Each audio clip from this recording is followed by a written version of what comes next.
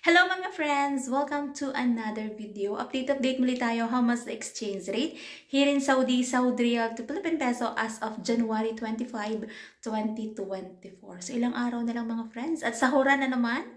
Pero sa mga kababayan natin dyan na nais magpadala ngayong araw na ito at nais malaman kung magkano ang ating update exchange rate, syempre mga friends, through STC pa rin po ito. Magkakaiba po ang palitan ng bawat bangko pero konti lang po ang difference nun.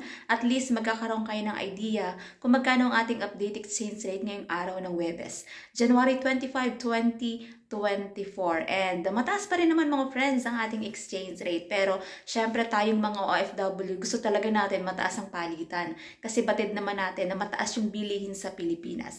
Pero magkano nga ba ang ating update exchange rate ngayong araw ng Huwebes?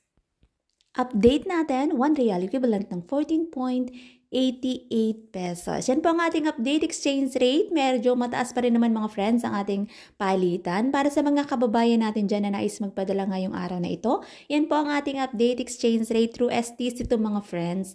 And syempre, pag nagpapadala tayo ng pera sa Pilipinas, meron pa tayong binabayaran na transfer fee.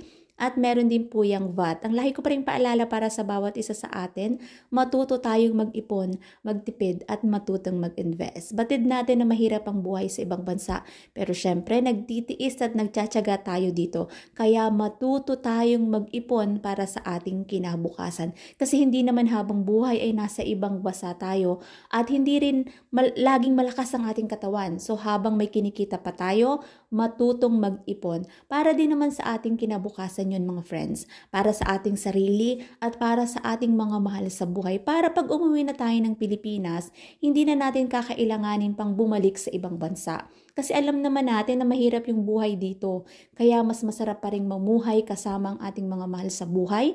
So kung may ipon ka na, then pwede ka nang magnegosyo. At least kasama mo pa yung iyong pamilya sa Pilipinas. Kaya maging habit natin mga friends ang pag-iipon. So that's it for today's video. Thank you for watching and see you on my next update. God bless everyone. Much love.